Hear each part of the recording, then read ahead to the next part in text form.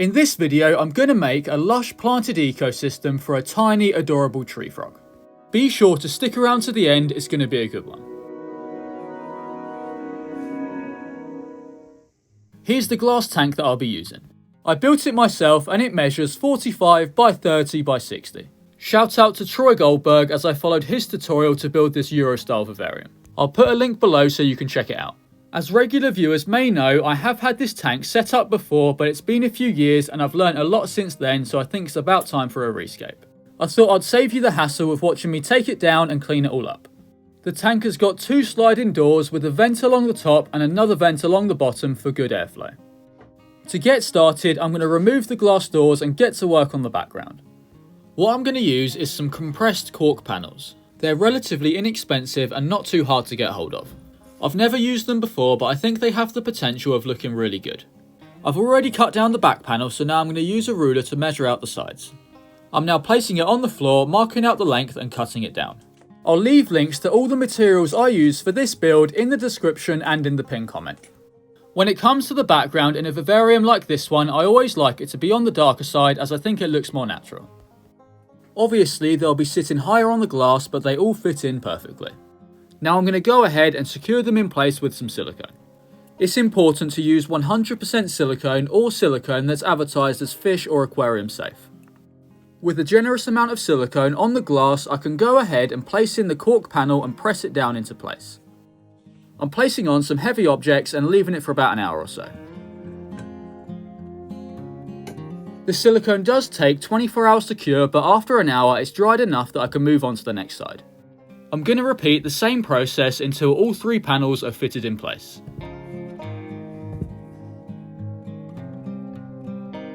It's the next day and the silicone is fully cured, so let's start talking about the hardscape. I've got this absolutely amazing piece of wood that I got from my local fish shop. I'm placing in a plastic tub which is roughly how high the substrate will go up to, and then getting a feel of how the wood looks in the tank. I don't know about you, but I really feel like it resembles an old ancient tree, so that's the look I'm going to go for. Now I know roughly where the wood is going to go, I want to make the background a little less flat and boring. I've cut up some leftover cork panels and I'm going to use them to add a little bit more depth and interest to the hardscape. For now, I'm temporarily attaching them in place with some toothpicks just to get a general idea of where I want them to go.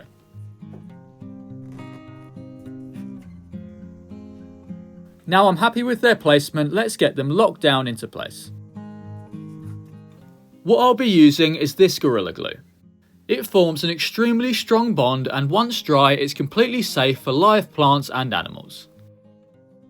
A light misting of water helps it cure and it does expand, so you don't actually need to apply too much. With the pieces in, I'm going to place on some heavy rocks and then let it cure for a couple hours.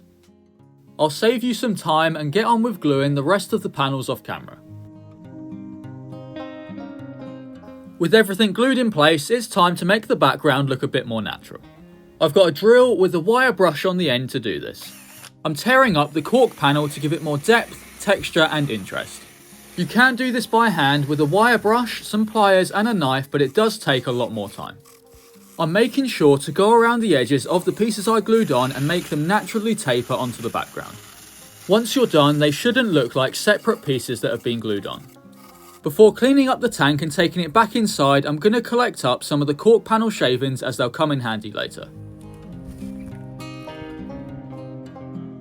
Here's the cork panels all carved down and I'm really happy with how it looks. It certainly doesn't have to be perfect as a lot of it's going to be covered up with plants and a hardscape anyway.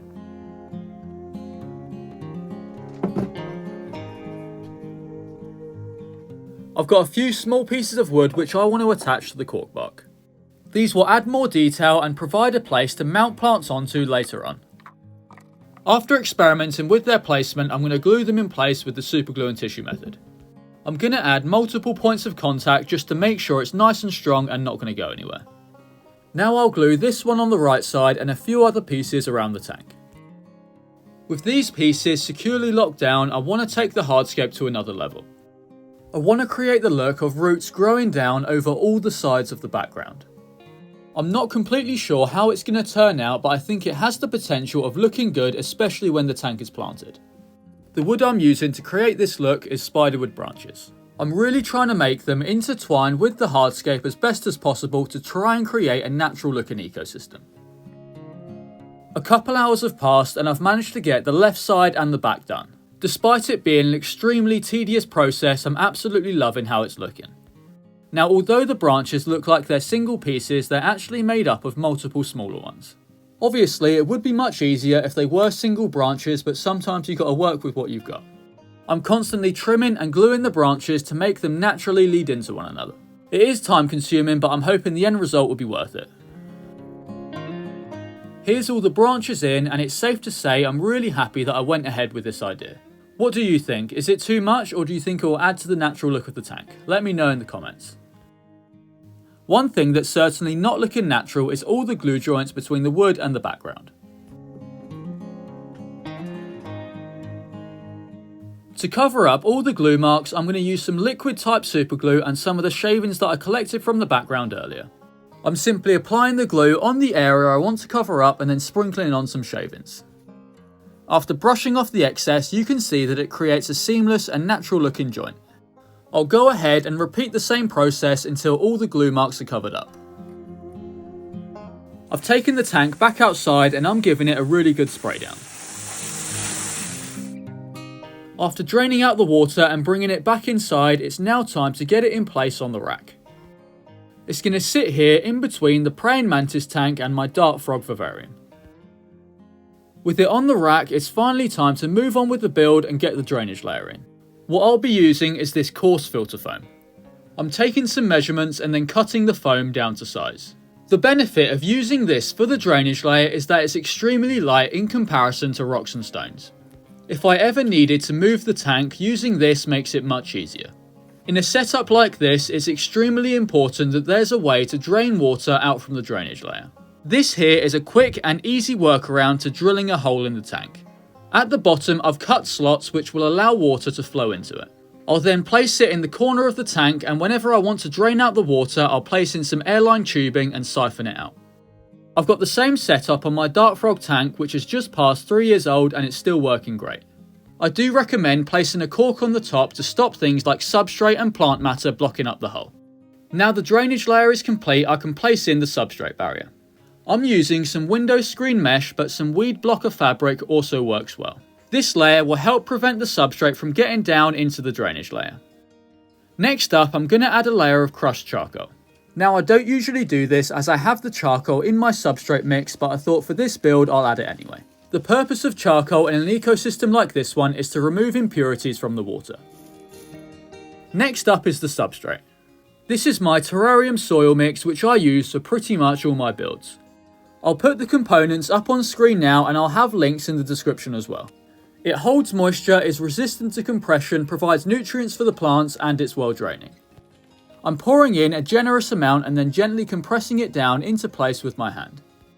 With the substrate in, I can now place in the main hardscape element. I'm using a small piece of wood to help prop it up, which also looks like a root at the base. Now it's nice and stable, I'm going to add some more substrate in behind it. After adding a few final touches, here's the complete hardscape. I'm extremely happy with how it's turned out, and I think it makes a great skeleton that can be brought to life with plants. Talking about plants, let's get the planting started with these bromeliads. These are perfect for a tree frog setup, as the frogs love to take shelter in the leaves. These plants are epiphytes, so they don't need to be planted in the substrate and they can simply be mounted on the wood. I'm wedging the first one in behind the tree, and then I'm going to mount another on the right side. To hold it in place, I'm firstly going to apply some gel type superglue. Once dry, it can hold the plant up, but it certainly won't be strong enough to hold it once it's full of water. To ensure it doesn't fall off, I'm also going to wrap it with some thread. With time, it'll grow anchoring roots which will hold it in place. Now the bromeliads are in, let's move on to some climbing plants. This is a long cutting of Markgravia sintenisii. I'm using some scissors to trim it up into multiple cuttings which I'll plant throughout the tank. As I said, this is a climbing plant, so I'm making sure to plant it in areas where it has room to climb up the background. I'm using some stainless steel staples to pin the plant down onto the cork panel. Next, I'm going to add some sphagnum moss underneath it, which will really help it root and start growing. These stem cuttings will send out new shoots around the top leaves which will grow up the background. This can take some time, especially when plants are acclimating to a new setup. If you're enjoying this video so far, be sure to give it a like as it does really help out. Next up, I've got another Markgravia species which I propagated on this tree fern panel. Instead of pulling it off the panel and potentially damaging the plant, I'm just going to plant it as it is. I think these smaller Markgravia cuttings will look really good growing up the base of the wood. I'm hoping they'll slowly grow and creep up the base and look like they do in my praying mantis terrarium. I really think this look will add a natural feel into the tank. Talking about this tank, some of the plants are getting a bit overgrown, so I'm going to take some cuttings and put them to use. This climbing plant is Solanum Ecuador and it has these stunning brown tinted leaves. When using the staples to pin the plants down, I'm making sure to leave some wiggle room as the last thing you want is to damage the stems. This next plant to go in is one of my favourites. This is Philodendron verucossum. It's got these amazing green velvet leaves which do grow to a relatively good size. Once established, this plant will be one of the main features of this tank. I'm keeping the rhizome above the substrate and then covering the roots with some sphagnum moss. After giving the tank a good spray down, I'm going to plant this syngonium. It's not looking in the best shape, but I'm hoping it will recover and grow well in the tank. I'm planting the rhizome on some sphagnum moss and then using toothpicks to pin it down into place. Up next is another philodendron species, but this one will stay much smaller than the verucossum. As I'm sure you can tell, I'm trying to use a wide variety of plants to make this tank look like a true natural ecosystem. In my opinion, a mix of leaf shape, size, texture and colour is always going to add to the natural look of a tank. This here is a small leafed climbing plant known as oak leaf creeping fig. I think it will add some really nice detail growing on the ancient looking tree. When planting plants away from the substrate, it's always a good idea to provide something that will hold moisture and help them grow. I always find that a small patch of sphagnum moss works great. Planting a tank like this does take a while, so I do like to give it a light spray down every now and then. I think some moss and plants growing up on top of this wooden branch will look really good. Same as before, I'm wedging in some sphagnum moss followed by a few cuttings of oak leaf creeping fig. Now this next planting method is a bit of an experiment, so I'm really not sure if it's going to work. I've wrapped the base of this ficus in some sphagnum moss and I'm going to wedge it in the top of the tank. I'm hoping this will help jumpstart the plants growing in and filling out the background. Before adding any moss to the tank, I firstly want to add some leaf litter. I'm starting by breaking up some Indian almond leaves. On top of the Indian almond leaves, I'm going to place in these mangrove leaves. I'm not breaking these ones up as I want them to look nice and natural. These leaves not only make the tank look extremely natural, but they also play a key role for the microfauna. Things like springtails and other small bugs will primarily use these leaves as their home and a source of food. I really want the base of the tank to look like a forest floor, so I'm going to go ahead and add some more detail. I'm using some thread to wrap some sphagnum moss around this small piece of driftwood. Now I'm going to take some Christmas moss and use some more thread to wrap it down onto the sphagnum. This is an aquatic species of moss that grows great in a setup like this. However, it really doesn't like to dry out, so adding the sphagnum moss really helps it retain moisture. I'll go ahead and cover some more pieces of driftwood using the same method. Now I can freely place them at the bottom of the tank to add a nice pop of green amongst the leaf litter. I'm going to place some more Christmas moss in a few select areas around the tank. This is mainly in areas where it can sit on top of some sphagnum moss and is less likely to dry out. With time, as the tank establishes, it will slowly creep and grow over the hardscape and background. The tank is now fully planted and I'm absolutely loving how it looks. Before I can leave it and let it establish, there's a few more things that I need to do first. Now I'm going to install the misting system. I've created this triple-headed misting output myself with some push fittings. It's not too difficult at all and much cheaper than buying it ready-made. Along with everything else, I'll have a link to the push fittings in the description. It's fully adjustable to point in any direction I want and it attaches to the top of the glass with some suction cups. Instead of having to drill a hole in the glass, I've simply made a small hole in the mesh vent which I'll sandwich between with some push fittings. I can then connect the other end which leads to a pump that powers the misting system for both of these tanks. I've set the timer up to turn on twice a day for 15 seconds. Now you don't actually need a misting system and there's nothing wrong with doing it with a spray bottle, but I already had it set up so I thought I might as well put it to use. I'm not putting the frog in yet, but some creatures that can go in now are the springtails. In a setup like this one, springtails truly are essential. These tiny bugs will eat things like mould and decaying matter. This food is then processed and pooped out in the form of fertiliser that the plants can use to grow. They'll also completely take care of the frog poop, so I actually never need to clean this tank. To introduce them to this ecosystem, I'm gently pulling back the leaf litter and pouring them underneath. This is where they'll spend the majority of their time. Now before introducing Grogu the tree frog to his new home, I'm going to put the sliding doors back on and let this ecosystem grow in and establish for a couple months.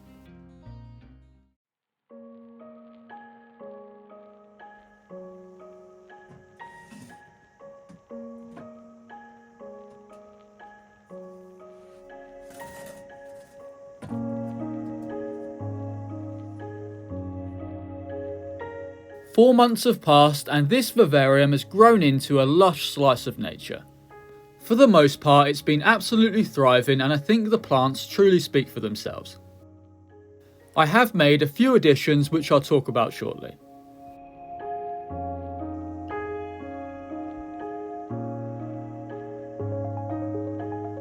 Unfortunately, the Syngonium I planted at the base didn't make it, but I decided to replace it with this stunning Peperomia.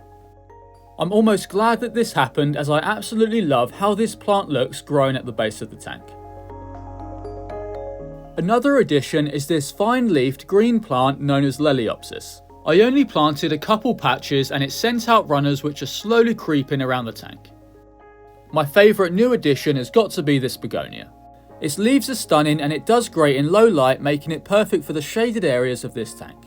What other plants would you add, as I'm open to suggestions? Let me know in the comments. Although it's hard to see, the Markgravia cuttings are slowly creeping up the ancient tree. An honourable mention has got to be the new growth on this Markgravia umbellata red. I can't wait to see it climb all the way to the top of the background. Now I can't talk about plant growth without taking a look at the absolutely breathtaking Philodendron verucossum. This plant is truly the centrepiece of the tank and I couldn't be happier with how it's doing. As for the Christmas moss planted around the tank, is doing just as well as I hoped it would.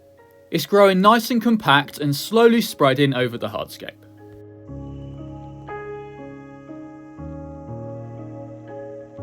Not every plant has been thriving in this setup. The experimental planting of the Ficus didn't seem to work out at first, but it seems like there's some new growth coming, so I've got my fingers crossed. That's why I love setups like this, as you can try new things and find out what works. Without further ado, it's finally time to introduce Grogu to his new tank. He's a male hourglass tree frog and I've had him for about 3.5 years. Compared to other species of tree frogs, he's absolutely tiny, so this tank will be a mansion for him.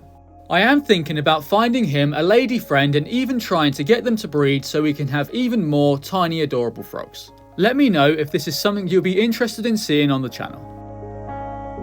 He really doesn't want to get off the leaf and he's just sitting there admiring this ecosystem that he can call home. Instead of forcing him off, I'm going to place the leaf at the base of the tank and let him start exploring in his own time. As for his diet, I'll be feeding him a mix of fruit flies and small crickets. I should mention that I have set up a low-powered UVB light that shines through the mesh at the top. Now I'm going to get the sliding doors back on just in time for the rain. If you've got time, I'd love to hear your opinions on this ecosystem in the comments below.